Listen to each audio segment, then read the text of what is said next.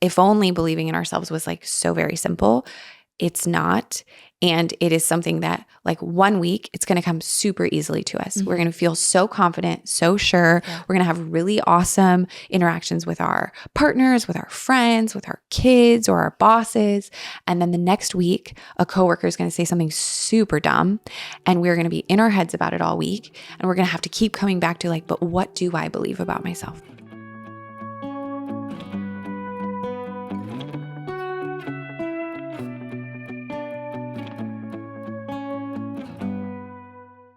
I did decide this season I would try to come with clean hair more.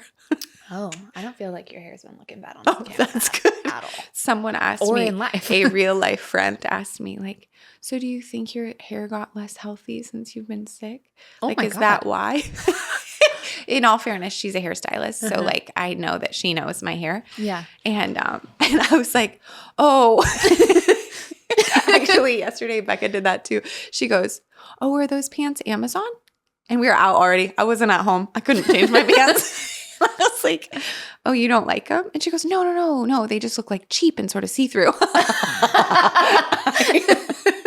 I was like, that's like when kids are like, so what's that huge thing on your face? You're like, oh, the pimple?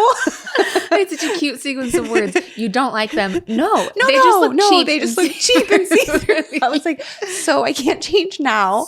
We are out of the house. 30 minutes from the house even.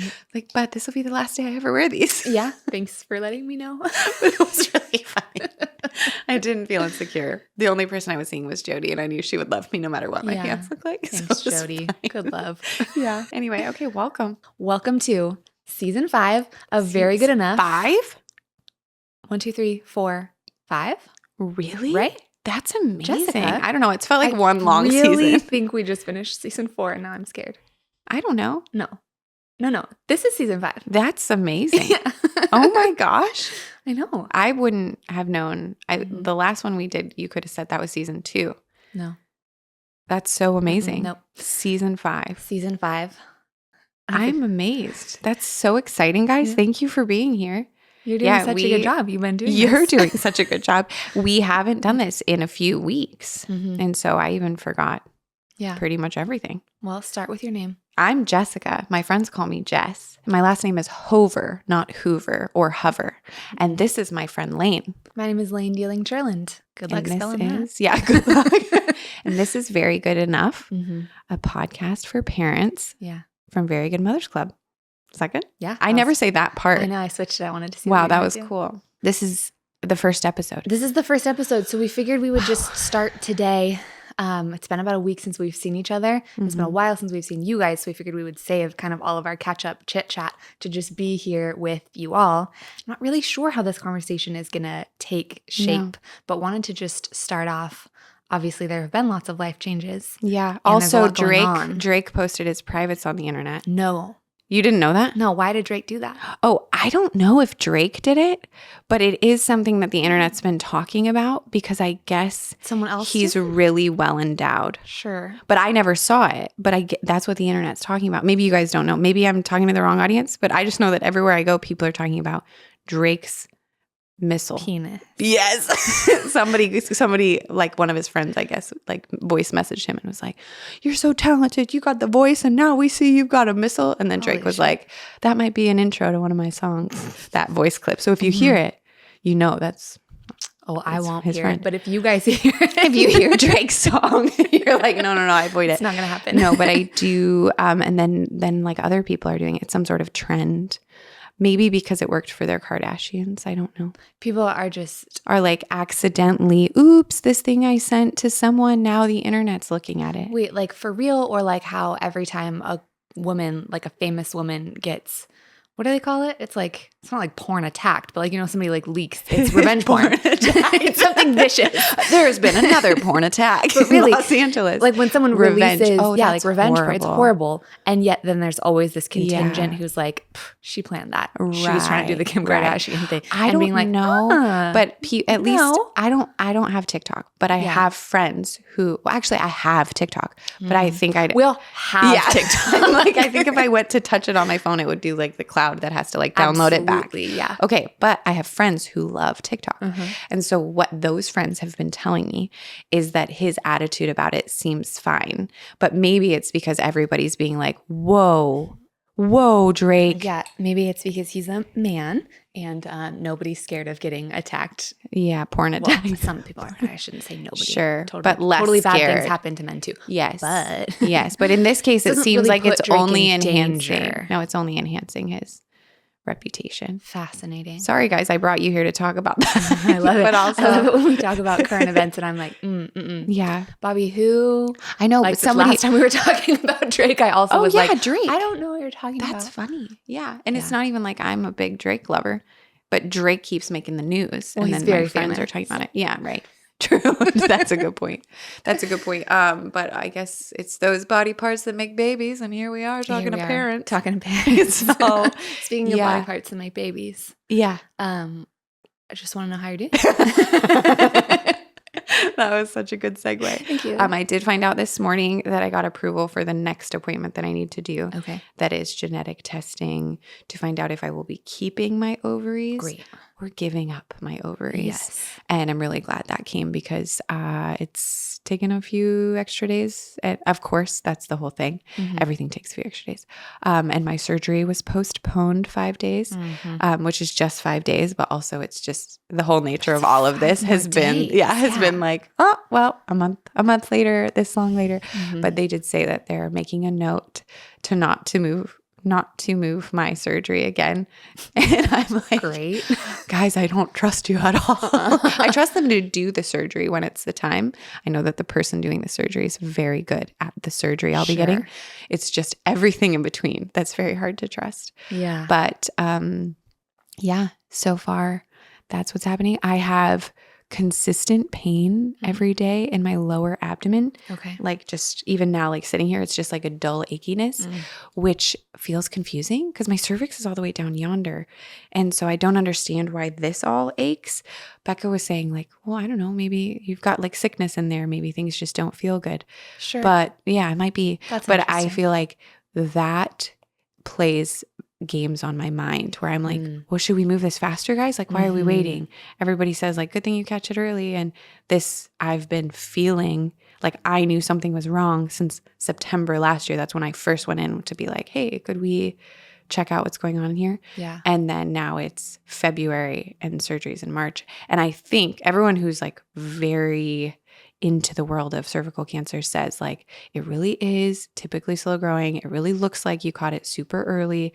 So I know that to be true, but I definitely have the mental like weight of waiting. Yeah. The weight of waiting is like kind of anxiety and stuff. Of course. So, and if you can feel, it's one thing to like have odd sensations sometime and know that you're sick, but then when you start to feel unwell, of course that like has big emotional Yeah, it reminds you. Yeah, I'll have moments where I totally forget any of this is going on. And then moments of like, oh gosh, this is still going on. And what if, and that's not good. But the relief that I had, which I can't remember if we told them, is that I shouldn't need chemo. It sounds like everything is very localized. It's very early. I'll do surgery. Like really the doctor made it sound like super confident I won't need chemo. It's just, I know that when they do the surgery, they also look around to make sure that everything looks fine. And so I think it's hard for me to fully be like, I will not need chemo because maybe I'm like self-protecting. I think it'll be harder for me if I super hold on to this idea that I don't need chemo. And then, when we did the surgery, we spotted this. Yeah. So I'm thinking I don't need chemo. It sounds like I won't need chemo, but we'll know after the surgery in March. And if they take my ovaries, then I'll go into menopause, which will be its own thing. So that's where this approval. I have stuff for you about that. Thank you. It's not relevant to you folks. I'm looking at you, but really I'm looking past you at my countertop where I have something for Jessica. Yeah, from Danny, right? Yeah. Nutritionist Danny, if you heard that episode. Anyway, so I feel like on the one hand, I'm super relieved that we finally have a plan and things are happening. And then on the other side, I don't know that I can actually feel relief until we're really on the other side of the surgery. Yeah. And then, Yeah. So. Yeah. And how are you with like medical things, body things generally? you know, like there's the sick part that's scary, but then there's also like surgery, and surgery is a whole thing to go through. Like, so how are your feelings about that? I have looked into what I'm getting, and if I'm not getting my ovaries out, then I mostly feel excited because it'll be a day of like so much sleep, and then because I'll be put under, and then like days of resting. And I actually think that sounds really nice. Yeah. So yeah. Have we ever talked about this like dark mom fantasy about getting very ill or being hit by a bus or something so that you get stuck in the hospital? I know. And I have so many mixed feelings about that. And yet when I got the last thing where I had to be put under in order to even do the biopsy, I slept so good after that. And I was just in bed the whole day and I wasn't suffering because they gave me pain meds. Right. So I actually felt like I was winning because I just was sleeping so good. Yeah. And I know that this happens when people become moms, and it happens to other people too, but there's something where you become a really light sleeper. I think it's the instinct of like you have to protect your kids if something's going wrong. So my normal sleep, like the heat will turn on or something will happen in the kitchen that's just like a fleck sound. Like it can be nothing. And I wake up thinking like, oh, one of the kids, something. But after anesthesia, those kids could have been screaming for me. And I was like, somebody else will rescue you, babies. Yeah. So I actually, whole other grown up here. And he's very equipped. So funny. I'm looking forward to that. Now, I don't know what the actual, like the days playing out, if there's a lot of pain involved, or I also am sort of an antsy person to like get up and go. I'm sure there would be a point where I'm all done laying down. Gotcha. I felt that during pregnancy with Jules. Yeah. I had to rest towards the end of pregnancy to try and keep her in. And I was like, no, but I want to go. So I'm sure at some point I'll feel that. But I already am like, think of all the journaling I can do.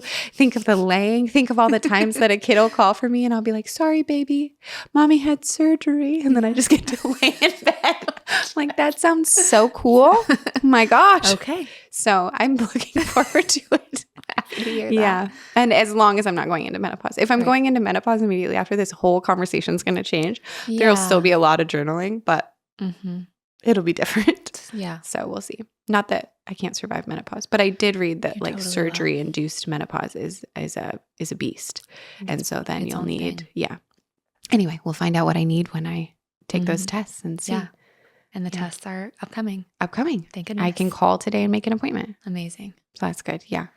Okay. Can I ask you a question? Yeah. They don't know, or maybe do they know that we haven't told them you don't have your previous job? Oh, yes. So I lost my job a couple of weeks ago. Yes. Just due to some things changing. You know, finances. Yeah. And the company I'm working for just needing to like shift their financial priorities, get some more funding. They're going to be fine. I'm going to be fine. We're just not going to be fine together any longer. Yes. So we are. It's a transitional moment. Ideally, I will put this episode out in about a week and a half and be like, us sitting there thinking my life was so uncertain when I'm now perfectly taken care of. So certain. But in this moment, Monday comes and we don't know what Monday will be like. We don't know. Yes.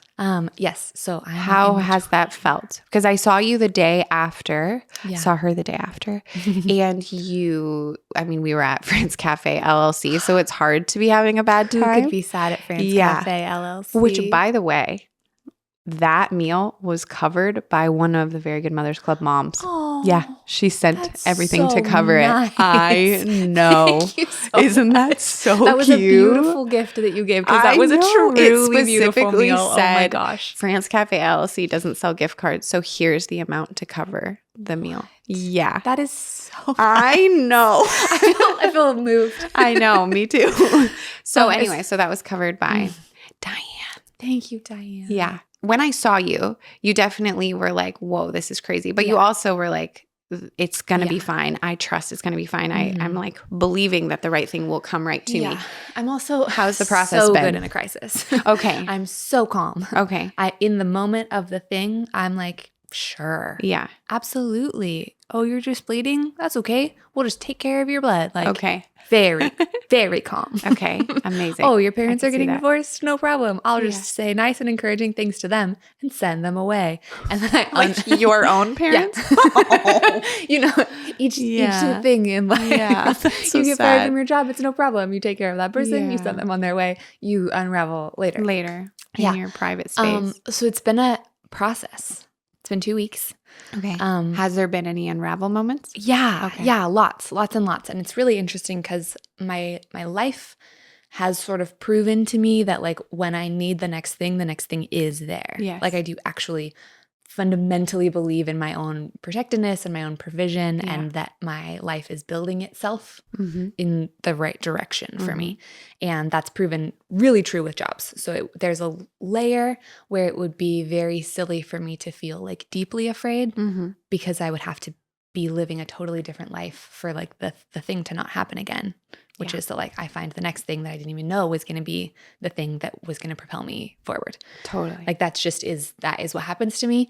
And that part is not an affirmation. That's just literally like my history. So that underneath space has totally remained, like that floor holds. On top of that, dressed around that is all this humanity and all this like person feelings.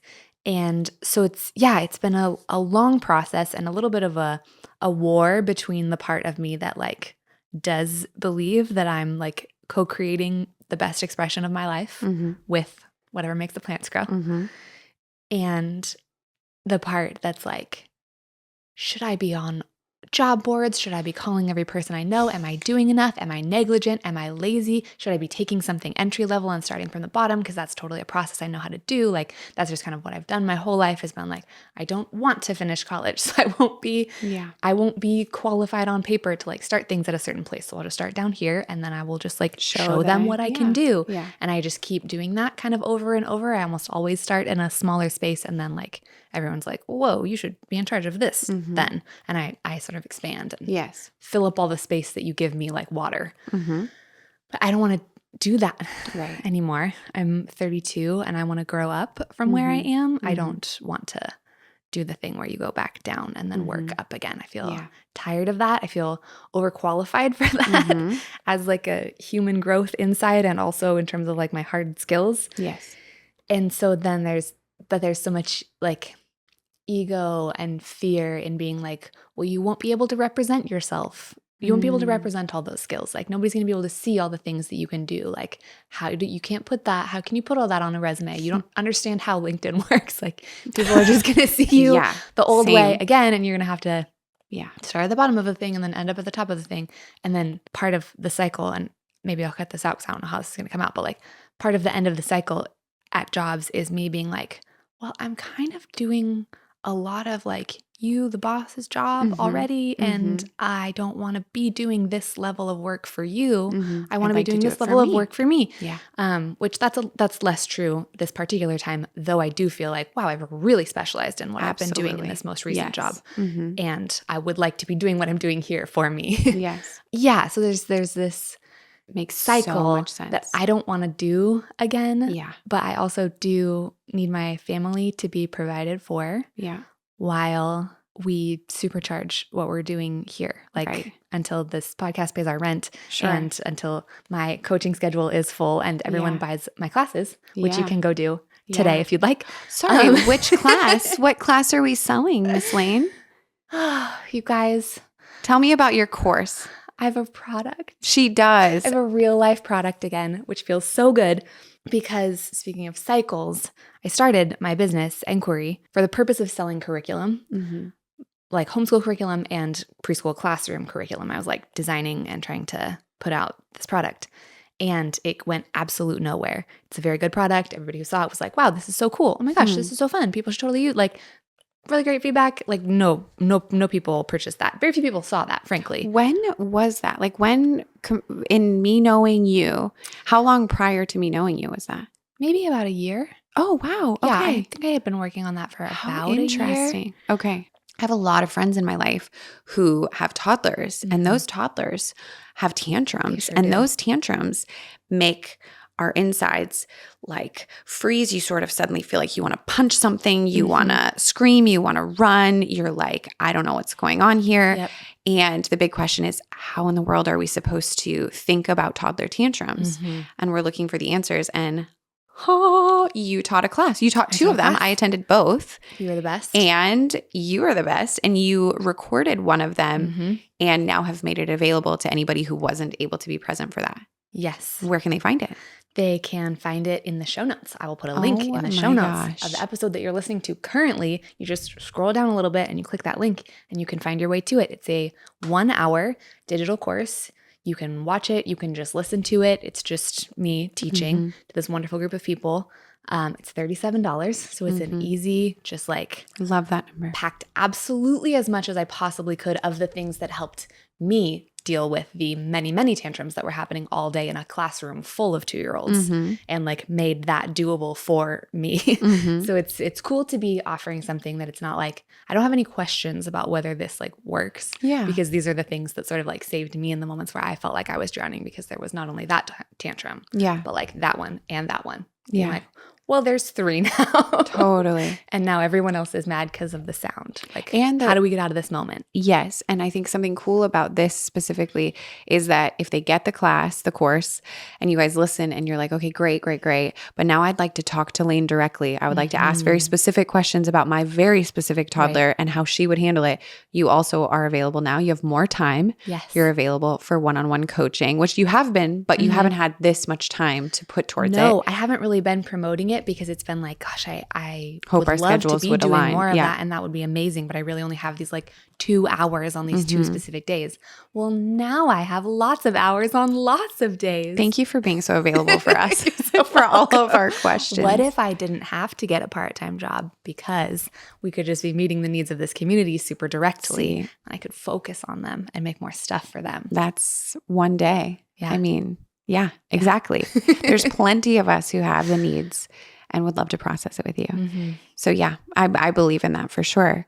The conflict you were describing in your mind of like, I have this one side of me that so believes the good will come. Yeah. And I look backwards and I see good over and over and over. Needs met. Even better. Like it's increasingly better. Yes. The more things I've lost in life, the better my life has gone. Yes.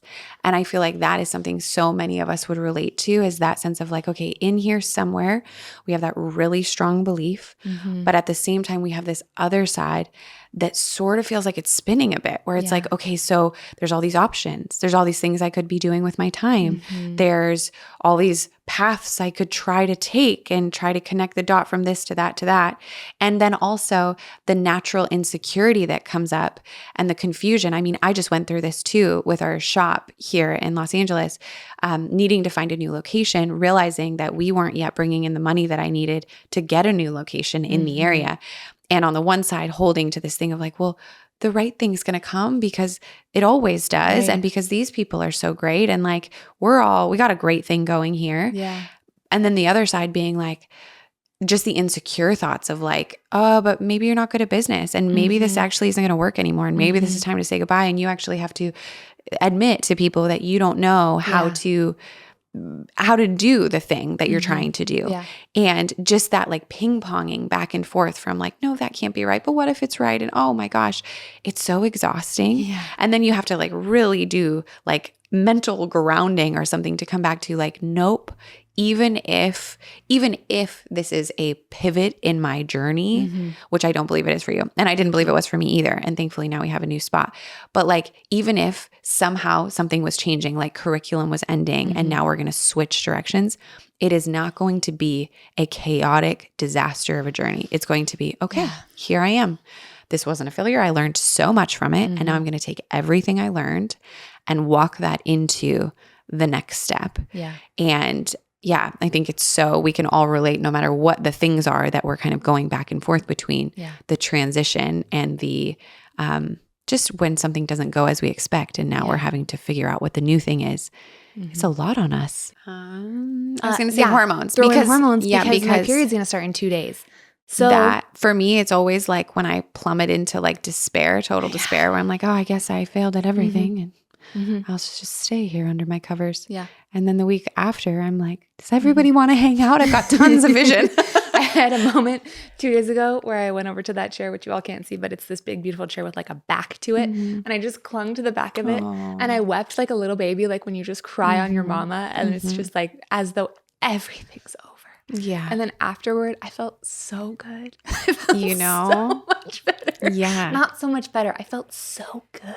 But it does. I think it's a natural painkiller, crying is. That's what I learned once. And the other day, Eloise was my sweetie pie 8-year-old who teaches me so much about life, was crying. And then she was like, I'm trying to stop crying. And then she was like, oh, but I think actually the crying feels kind of good. And I was like, oh, honey, it does. Wow. Just cry it out and then we'll recover. Amazing. I know. The way that she externalizes her inside experiences. I'm very lucky. It is amazing. I'm very lucky with that, with her words. Yeah. But it's funny to me. I'm like, wow, it's weird how like the stuff you go through as kids, which is everything you ever say, it's the same stuff we go through as adults. It's just that the circumstances become like complex in a way that isn't the same. Yeah. But the feelings, all these just have more feelings, tools. they're so similar. Yeah. Yeah. It's just total really- humanity. Yeah. Anyway. Ugh, Okay, anyways. so we're trusting that the right thing is going to come. Yes. We're also trusting that with this new time you have, you're going to get to use these skills and tools and things you've created to serve the people that are already ready for it. Yeah. Wow. What I'm excited about is like what I am wanting this like new adventure that I have been launched into to be is sort of a redirection of all of my energy. Like the job that I just was doing, I learned so much that is very pertinent to the things that like we're doing and that I'm doing on my own, even that Connor's doing. But just in a different direction. So it was like I'd be over here facing this other way, learning. And then halfway through the week, I have to make this big shift in direction and focus and like switch categories over to this stuff. And so what I'm hoping is that all of that energy can turn itself into these things, whether it's like I'm able to take on a podcasting client or maybe work for a podcasting studio or like something that would increase my skill here and like my ability to help grow this for us. Right. Or perhaps do some work at a school or something with children that like pays you in a livable way. It's the thing about working with kids, you guys. I would go straight back to teaching preschool if I could live on that salary. So many people wrote me about that. When I shared on my Instagram, some of you guys saw it, like Layne's looking for work. She's open to stuff with children, but it has to be a livable wage. Multiple people who work with children were like, that's the big like dilemma is the lack of livable wage for the people who are doing it. Absolutely. Yeah. It's Totally. Okay. So, totally but that's what you would prefer is a podcasting world or something parent focused, kid focused, something that can use these skills. Yeah, it would be very cool to get some like actual real life kids back into my like daily life and be getting to just like be with them a little bit more directly because that's just like on my heart level, like it's just a thing that's missing in my life in the last few years, though I don't get sick anymore. And that's good. You're healthier. You're healthier. So it's like, do I want to like work with grownups and not be ill all the time? Do I want to be like fulfilled in my heart and soul and just be accumulating germs all the from moms small who children? are home with sick babies and toddlers are listening like, that seems right. I used to be sick a little bit always. Yeah. Just always Yeah. a little sick. Now I'm sick never. So, you know, there are options here. Pros and cons. But who knows? Maybe it could go a lot of ways. I think it might end up being a little patchwork of things. Cool. And that could be great too. But I would be very excited if the pieces of my life fed into one another a little bit more. Like that would feel really beneficial to me. Love that. Yeah. So maybe you guys will get an update the very next week being like, ding, ding, ding. We look forward to it. Well, okay. So am I allowed to take this in a direction just on this topic? Absolutely. Because before we started recording, Layne was talking about this idea of like believing in yourself. And then she pointed to her little wall art. Can they see it? No. Can you describe it? Yeah. It's a little art print that I got in San Francisco of an alien, like a pretty classic, like green alien. And he's looking in his bathroom vanity mirror and the words on it just say, I want to believe in myself. Yeah. Which I thought was so cute that like this alien is trying to believe in aliens, you know? Yeah. And I feel like that. I love that about you. Yeah. And so you were saying that you would you like to believe in yourself more? Yes. That's it. Like, yes, I would. yeah. Yeah. And you believe in yourself more now at 32 than you did at 22? I guess that's a question definitely. mark. Okay. Because I would imagine you to be an also confident 22-year-old. Yeah, but super chaotic. Okay. So chaotic with like not a lot of direction.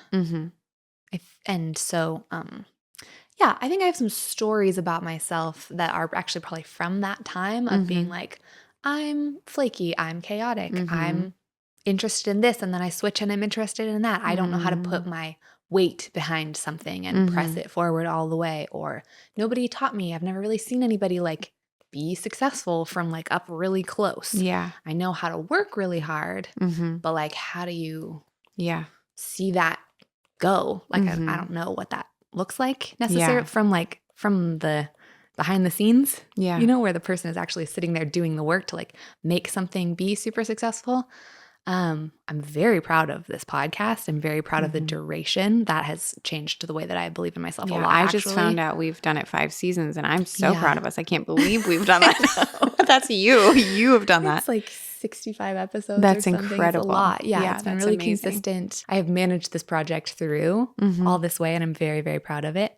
How to like make it become a thing that like really grows and scoops up lots of people and brings them along with us and provides for our life. Like all of that remains kind of behind this veil for me. So there's this feeling of like, but am I a person who can like succeed at a thing? And I've grown a lot in the last few years of being like, oh no, I'm a person with like real expertise, like, and a unique expertise. Like there are other people who know more than me. There are other people who study more than me, but like the way that I have to talk about this one particular thing belongs to me. I really made this. Yeah. I pulled from a lot of things and have created something that is mine. And it really seems to be useful. Yeah. And I'm so excited about that. So there are some like pillars being built inside. Yes. That are propping up a new kind of self-belief.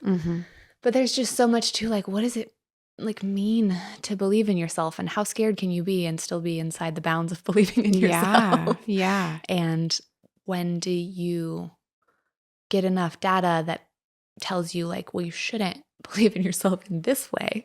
So maybe right.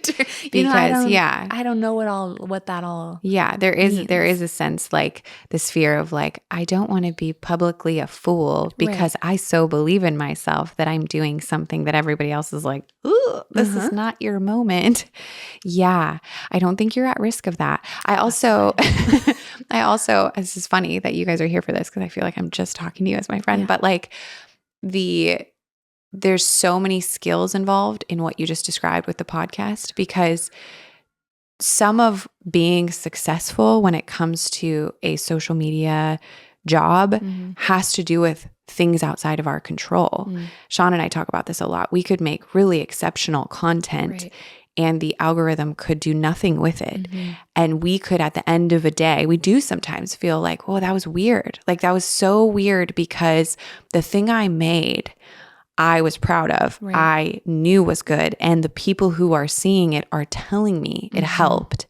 And yet the numbers are so small that there's very little like tangible reward. A lot of reward for us right now is the same for you, has to do with money. It's not that we want to be money obsessed, but it takes money to provide for a family, to live in a house. And right. It's a perfectly allowed thing to do. But the reason why I'm specifying is because sometimes people do nonsense for money. You can do things that don't involve much talent, skill, creativity, but they can bring in a lot of money.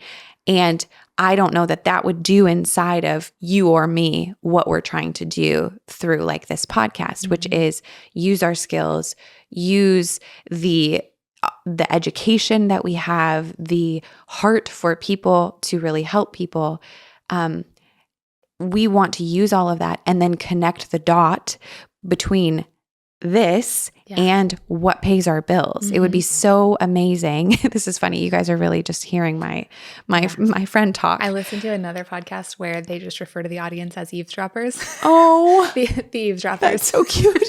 Well, I think something sweet about this more intimate audience that we have right now, which is actually a growing audience, but it is definitely more intimate in the sense that like sometimes we'll have people get on our Zoom calls like each month or write us, and I'll be like, oh my gosh, I know you. Like I know your husband's name. I know your baby's names. Yeah.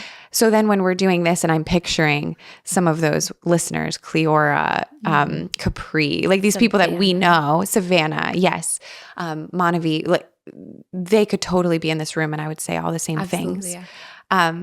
But I guess it's this weird thing of like, I want this beautiful creative thing we're doing, which is involving a lot of you learning, a lot of technological, like, but how do you connect this to this? And what do you plug in? And how do you upload it? And where do you upload it? And what do you title it? Is this recording? Yeah. Okay. We got scared. Yeah. Totally Good. Is. It wouldn't be an episode if we didn't get scared. Time. We talk about it. I'm like, but did I do it? Yeah. So much learning has happened for you specifically to get to like 60 episodes, whatever we are right now, right? So much learning.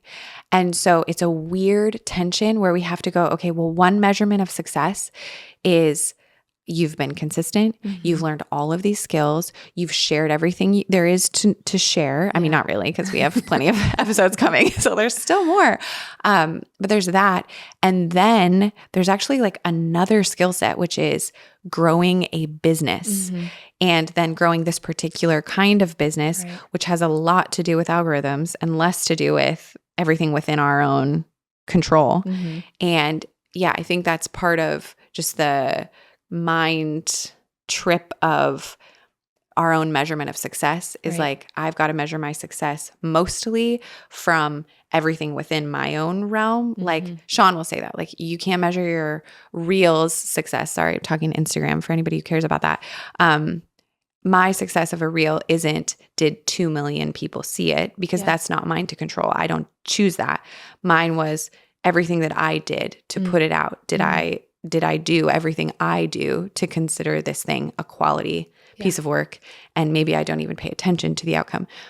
There is still something where I'm like, well, I'm not having a successful business if it's not paying for itself. Yeah. I might have a successful ministry. I might be helping a lot of people, and that's sweet. Yeah. But if the money isn't coming in, it without emotion attached, I'm not saying like I didn't have a successful business, no, but like quite literally, the business didn't succeed.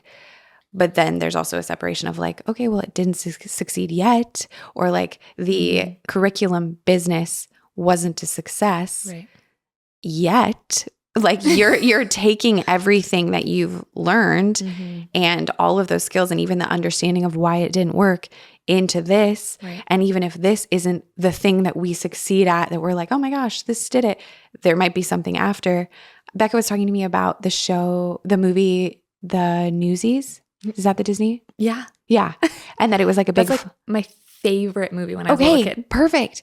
I didn't know that it was a big flop. I didn't know that. I didn't know that either. Yeah, me neither. It has Christian Bale in it. Thank you. It's like baby Christian Bale. But if you look it up, it was like it won awards for being the worst movie. Yeah, it did not do well. Crazy. Yeah. And then I guess now it's like become a musical and Gen Z's like obsessed. And so now people are going back and watching the movie. Wait, that's so nice. I know. But Becca was talking to me about it kind of in her own little rant about success of being like, isn't it weird that you can like have something and it can be a success, it can be a failure, but then it's also sort of a success to some people. But then like also, even if that movie flopped, you're still just young Christian Bale. Like you still exist. You go do other things. But I guess even the director of it like won some sort of award for being the worst director of something. Oh my God. But then that director ended up directing like High School Musical and doing really great things. Oh yeah, it's Kenny Ortega. Was that who directed it? Oh, I didn't know that. I'm pretty sure. I don't know. But I guess our thing is like it's not just confusing for you, it's confusing for everyone because also some people will say we're successful and some people will say we're a failure. Yeah. And some of it is just a matter of opinion. We talk a lot about planting seeds also, you know, and to like have a winding road. Or I think I even earlier on in another season quoted the Wendell Berry poem, Mad Farmer's Liberation Front, where he says, be like the fox who makes more tracks than necessary, sometimes in the wrong direction. And, you know, the winding of it, it's not like you could be like, oh, well, I shouldn't have done that. Like I shouldn't have been doing curriculum. Like I wouldn't you have to be out doing things in order for things to happen. Right. And obviously we're being like so specific about our own lives, but like everybody wants things and everybody's trying to do something or be someone. Like we all have aspirations about who we want to be or what we want to see in our lives, whether like some of them are very simple and focused and some of them are very grand and some of them are like, I want to be all these things. Like, you know, like we all have our own need to believe in the thing that we want and in our ability to either become or acquire or attain or create that thing that we want. And I guess it's just like, where do you believe in yourself? Is this like in your mind, you build a case for yourself and then you trust that case? Do you believe in yourself out of like adjusting your feelings, believing that like, no, actually my feelings influence my thoughts and influence my behavior? Like, do I support my emotion? Do I just believe in myself at my gut space and say everything else, like be as splashy or flighty or twisty or twirly as you want, feelings and thoughts, but like way down here where my organs are in this like deep gut space, I just hold it. I don't know. Maybe it's That's all so the cute. pieces. I really like the way you think. It's like it's so Layne of you to be like, so, but is it in my head or my belly? Yeah. Do you know what it feels like to not believe in yourself? Yes. What is that? It feels cold in sort of my chest. It definitely feels very like racing in my thoughts. I guess it feels higher up in my body when I'm not believing in myself. Yeah. There's like a temperature drop. You know how like when you miss a step and you feel like, oh, my stomach dropped, but that doesn't actually really happen like where your stomach is. It just is that.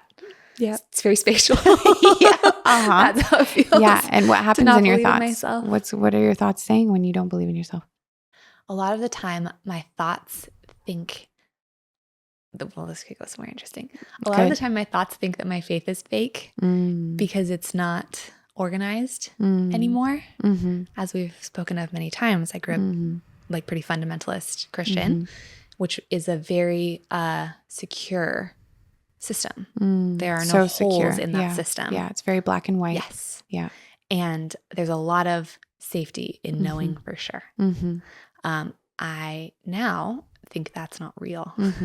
And that was a really scary decade of growing to think that that really safe, secure thing. Yeah. Slowly over time being like, I think this might not be real. It included some like real mental health.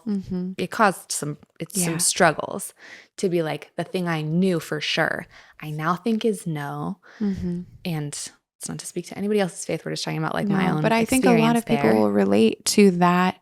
This thing that you thought was so sure isn't sure. Yeah. Who am I now? Yeah.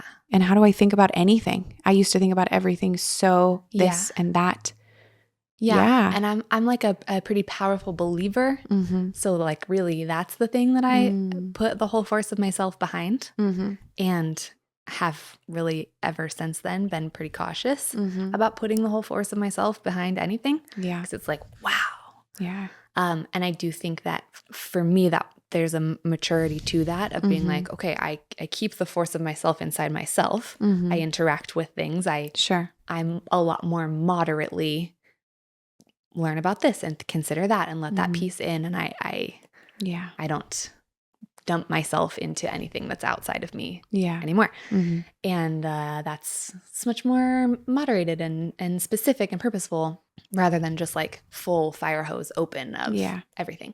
Now my spirituality is pretty amorphous and my worldview is just like not as defined. There are things that feel materially true to me. Sure. But in terms of like my belief about what's happening, I used to think that somebody else was like dictating my path. And I think that I am now. Yeah. And so I don't. Like fully you are? I love this conversation. I think that there's me and I'm feeling really guarded about letting anything define what the central source God space is. I'm just like actually really cherishing that being like a mystery zone for myself. It feels really special and really like happy and hopeful and wonderful to me actually to have that space be like, there's something. I wonder what it is. Yeah. It's there's definitely a force that makes life happen, right? There's something material about life that we can't, or there's something maybe immaterial about life that we can't like materially wrap ourselves around. You can tell me how the plants grow. You tell me what nourishes the plants, but like, why does life do this thing? Yeah. We don't know.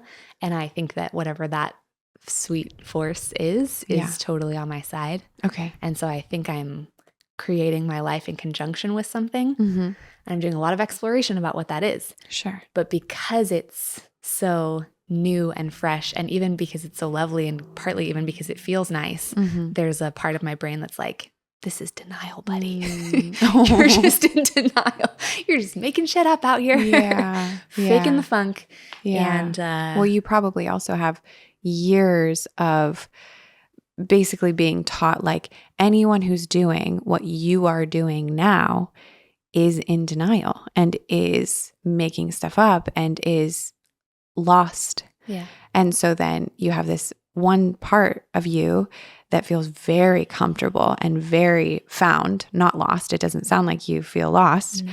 But then there is this other voice that would be very hard to overcome, which was year after year of being taught that that you can't believe in a love like this and a safety like this and like being held by whatever this is that you don't have a name for.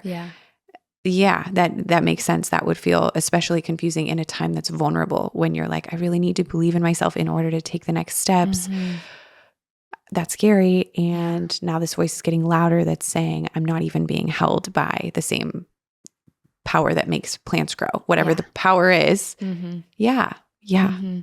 That's what the thought sounds like a lot. It's a lot of like, you're faking this, which of course, like people like to call that imposter syndrome. There's like a lot of ways to talk about it. Yeah. But a lot of it hones in on like, you don't know for sure about what the world is made out of. And so maybe that's not real. And all of your time in meditation or visualizing or the spiritual side of what I do think that I'm doing to create the life that I want, like maybe you're actually just sitting there doing nothing. And then do you deserve success? Should you just be that's another one, is should you just be working harder? Like, shouldn't you just be aren't successful people just like run ragged and being like, well, I don't want to be that. Yeah. I'm actually not willing to be that. I think I work pretty hard and I have pretty good boundaries around like what's work time and what's not work time. Yeah. And then there's a voice that's like, you can't be, then you can only be small if you won't spend your whole entire self. Yeah. Until you're like ragged. And then there's also little voices that are like, you're just getting old and you're just going to get fat and you can't be successful unless you're skinny and you're going to run out of things to talk about. And, there are all of those little gremlins. Yeah. I love talking about this because even though it feels like talking with Layne, my friend, and it is us talking to each other, I think anybody listening in identifies these voices in their own life. And it might look different for them, but it is really everything you just described. And even the one about success, like, well, I guess you have to run yourself ragged in order to be successful. That's really a voice that has come from like the way the world has been. Yeah. And so it also makes sense that would be in there. I'm going to say something and just come along for the ride. Nothing here is weird. Everything makes sense. Okay. Great. So like if we follow your train of thought a little bit, what you were taught growing up is that the voice that is the God voice is the voice that looks at everybody else who's not doing the God thing and is saying that is fake, that is not real, this is what is real. Okay. So if you follow that train of thought, then what's happening is you denied the true God voice to choose this safe thing that is more ambiguous at the moment without a name. I met someone who called it something. She called it like Jeanette or something. Or like nice. Jean. Nice Jean. I'm just going to say this. According to this thought process of how you were raised, that voice talking to you, telling you you're wrong right now is God's voice. Okay? Yeah, sure. Okay. According to this. Sure. Yeah. And I would like to argue that doesn't even line up with what I know to be true about the God in the Bible who talks about like his kindness leads us to repentance. It's not like if that were even true, you wouldn't be met with a voice that's like, hey, you fool, choose me, you big dummy. So I also would like to say that I even am more comfortable calling the same feeling. I believe like the thing that I experience is a similar feeling as you, definitely not fundamental to whatever you grew up with, and definitely not what I was like a few years ago. Yeah. So there's definitely some sort of faith evolution that's happening in both of our lives. Remember the first time we met, we were like, let's have a podcast, but let's absolutely not talk about never this. talk about faith. We had this conversation a year and a half ago, and we're like, but even our conversation let's was never talk about this. But we were even in different places in faith then, I think, than now. I am more comfortable identifying the God that I believe in as a particular God that is not the God that you would call yours, and that's okay. Yeah. But I just want to say that, like, I don't think you're arguing in your head with God.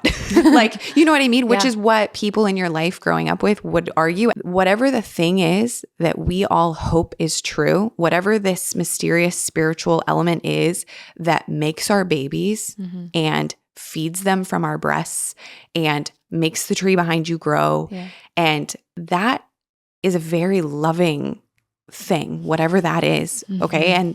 And that power would be inside of you and alongside you and would absolutely be guiding you. And as you were talking, I'm like, so much of the earth is not black and white. So much of what it is to be a person in this world is not black and white and is very kind of magic, mystical, gray. It's not black and white. And I wish it was black and white. And it would be so much easier if everything was black and white. And it would be certainly a lot easier in raising my kids if everything was so very simple. Right. While this is the way, I think that would be nice.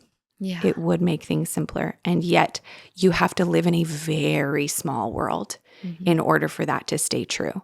Because if you venture beyond your little circle of everybody doing it exactly the way you say it's supposed to be done, then it gets confusing because you find that the human experience is very complex for anybody.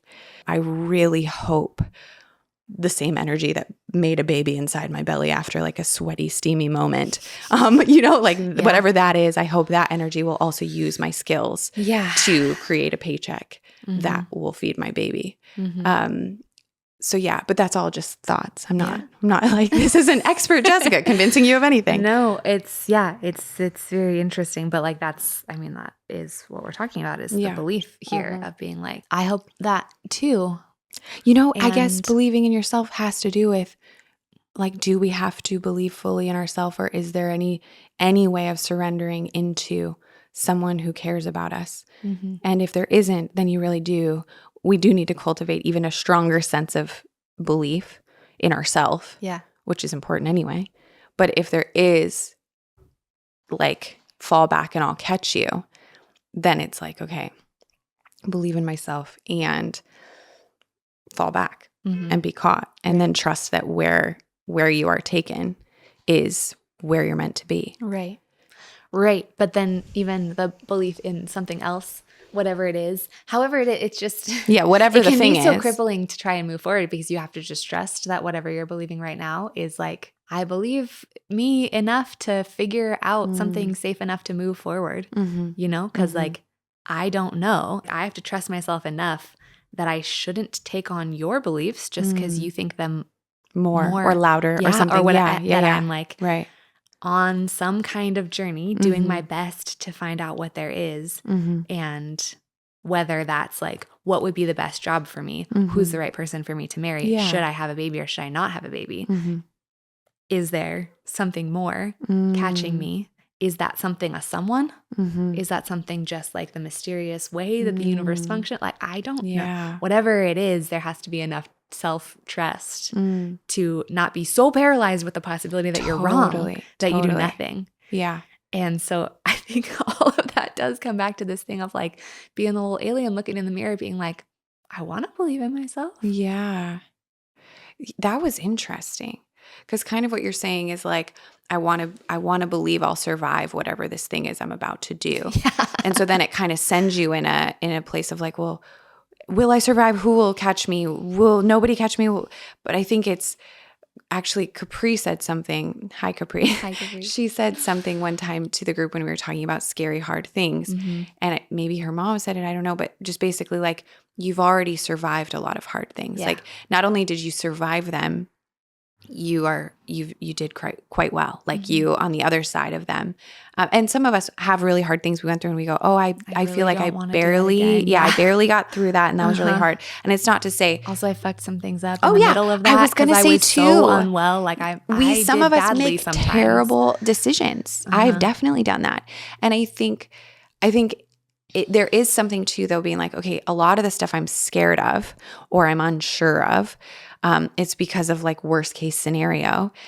But looking back, we've experienced some worst case scenarios and we have survived them. And we've been able to hopefully, or maybe we're gonna soon, attach some meaning to those moments and be like, okay, cool. Here I can move forward from them. One of the things I like to think about for myself is like, if I can just get the ball rolling, it's easier to shift directions. Absolutely. If I'm stuck, it's a lot harder. And so sometimes that's why I love the song on Frozen 2, where she talks about like doing the next right thing. That's like my favorite song. And Wilson's like, but this is sad. but it's sad. And it's really true. You just do the thing you know how to do the thing that's next, do the last thing you knew to do. Like, what was the last thing we did that was working? Okay, I'll just do that until it becomes really clear what the next piece is. And if only believing in ourselves was like so very simple, it's not. And it is something that like 1 week, it's going to come super easily to us. We're going to feel so confident, so sure. We're going to have really awesome interactions with our partners, with our friends, with our kids or our bosses. And then the next week, a coworker is going to say something super dumb and we're going to be in our heads about it all week. And we're going to have to keep coming back to like, but what do I believe about myself? What do I believe about myself? And it might even be like going to a loved one like, hey, could you remind me what you believe about me? I just need to lean into what you think to remind me. And surely next week I'll come a little stronger into that idea. And sometimes it's looking back and going, okay, so I've believed I'm flaky since I was this age, and maybe I was flaky, or maybe someone just said it, or maybe I was just a normal young 20-something who didn't know where I was going, and my parents were freshly divorced, and I was pivoting my faith, but I was at the very beginning stage of that. And I wasn't sure what I was doing. And all I knew to attach to that was the word flaky. But actually, with a lot of empathy and compassion, she wasn't flaky at all. And then you go, oh yeah, and by the way, I haven't been flaky for 60 episodes. I haven't been flaky in this many years of marriage. And then you're like, okay, cool. So that voice might still be there. You're flaky. And then you go, yep, okay, all right. All right, I hear you. You're fine. You're not true. You're still there. What is the true thing? And then we just keep going. And then, and then the week before our period, we crumble. And then we come back to life. Gosh, Yeah, I do think that's the best thing about not being 22 anymore is having like a lot of years of evidence stacked. So you can say like, but it didn't go that way there. And it didn't go that way there. And actually went this way. And then it went this way again. And then it went this way again. And there's just so much more to see behind you, so much more to look around and be able to know about. And also Connor does a really good job of just reminding me all the time that like, you actually don't have to be brave. You can just do it scared. Like you can just, all you have to do is send the email. Like you don't have to deal with how scared you are to send that email asking for that thing. All you have to do is type. Like if you can just make your hands do the thing, then it's fine if you're scared. Some of us don't have a long track record. I'm thinking of a few people I know who will hear this. If they go, oh, but if I look back, I've actually been making a lot of mistakes lately. And I remember when I was like really in the thick of an eating disorder and I was really trying so hard not to do it and I blew it. And a loved one said to me, you're actually only one meal away from doing it right. And I was like, oh yeah, like I can start with that. So say we've been doing whatever the thing is that we really, really, really were trying not to do. And we look back and we go, wow, my track record actually shows I am doing pretty badly in this. we're only one decision away from switching up our track record. And if we can't do it by ourselves, which most of the time we can't, then we rally the people close to us or find someone, hire a therapist, hire someone if you feel like it's too weird to invite someone close to you to help. But then we bring in somebody to help us make the decisions that we want to make. Believing in ourselves is it's like fickle, maybe because our emotions can be fickle. So like we have these core beliefs and we want to hold to them. And sometimes I actually will go through a week and I'll just be like writing throughout the day, like just write little notes to myself of like, no, but this is what's true about me. And just to like come back to it because my mind will take me weird places. Another friend, I sent her a nice little text. She had done something sweet for me. And she was like, oh my gosh, I'm going to take this text and save it to the me file. She's like, I have a file on my phone that I look at every so often to remind me who I am when I'm feeling off. Amazing. Yeah. And I was like, oh, that's a great thing. Like to believe in yourself isn't like, oh, you're either born with it or you don't. It's very much like I might start the morning believing in myself. And by the evening, my toddler's yelling things at me and treating me like she likes her dad more than me. Right. And I lost it. I don't remember what I think of myself. And then I go back to like, nope, this is who I am. And she's 3 and he's a good dad. And I like this. And this all makes sense, you know? That's so smart. Sometimes you look at people and you're like, well, if I just had their confidence, well, if I just felt that sure of myself that I could make it. Yeah. But maybe some people are born with more of that or get more of it when they're little or whatever. But like, it's absolutely a thing that you build over time. Yes. Like patience, like willpower, like intuition, like any of these things. Yeah. Well, like and you build them from also little places. Absolutely. And some people have a personality that comes off very confident and good for them. They should. But I have found this is like a huge generalization, but you do end up with people who are super, super confident, but maybe not as good in one-on-one conversation or not as in tune with the dynamic of the room. And so there's also something to like you and I both, but I'll say you because I'm your friend and I can see you. You're very good at connecting with people deeply, at empathizing, at feeling the feelings of the room and being able to speak to it. And so then naturally with all of those emotions, it might be harder for you to separate the emotions and pull out the confidence and be like, nope, today I'm just confident. You are confident. You have every reason to be confident, but part of it is just you're very strong in the emotional connection of people. And so then I would imagine that could lead to, I live it. So some overthinking we do where we're like, but what about and this and that, you know? Yeah. Some people are really confident, but they're like a little mean, but like super confident. And I love that. Just like accidentally rude. We all get something different. We all have something. But we can all grow. Yeah. We'll all be more build in a direction that we need. Yeah. Whew, this has been a journey. Yeah. A real journey. I feel like we've been talking for a very long time. Yeah. This can be the whole season. We just split it into little chapters. Just 6 minutes over the next 10 weeks. I missed you. I missed doing this. I missed you. It was like a real absence in my life, us getting to just look at us. This be is here, funny. Be with them. Are people going to be offended? Who's going to be offended? Oh my gosh, who's going to be offended? No, people are still offended that I got Botox and fillers. Still. Oh my gosh, people can fucking suck it about that. Also, I'm not cutting swear words this season. That's my announcement. I'm going to let there be a little E next to our podcast because it takes too long to cut the swear words. And we started by talking about Drake's nether regions. So those people can guys, suck it because it's your face. Ugh. Yeah. Ugh. I could talk about this for another hour. Yeah, it's funny. I'm not, by the way, I don't think everyone should go and get Botox and fillers. So just in case you're new to this and you're like, what is she promoting? I think you should do whatever you want to do to your face. And that's beautiful. But I was just surprised. So Jess should do whatever she wants to her own face because it's her face. I've just been surprised. And she's a grown up. Over months now. The comments keep coming. I'm like, you guys, are you okay? Yeah. This is by the time you keep commenting, it's all worn off. We don't have it anymore.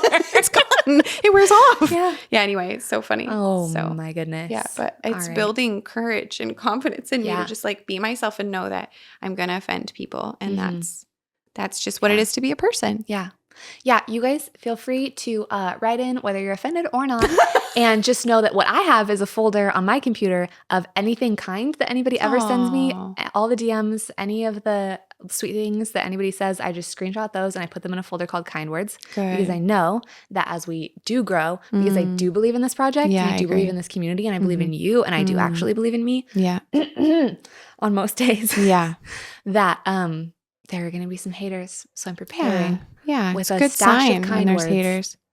I've seen haters on the internet come back and apologize. So I'm like, Whoa. all right, cool. We can all change. Okay, you guys All are right, the everybody. best. Thanks for being here. Welcome back to the podcast. And we'll see you soon. Next week is a see you really so good soon. one. Yeah. Really good. Really good Don't one. miss it. Okay, bye. Bye.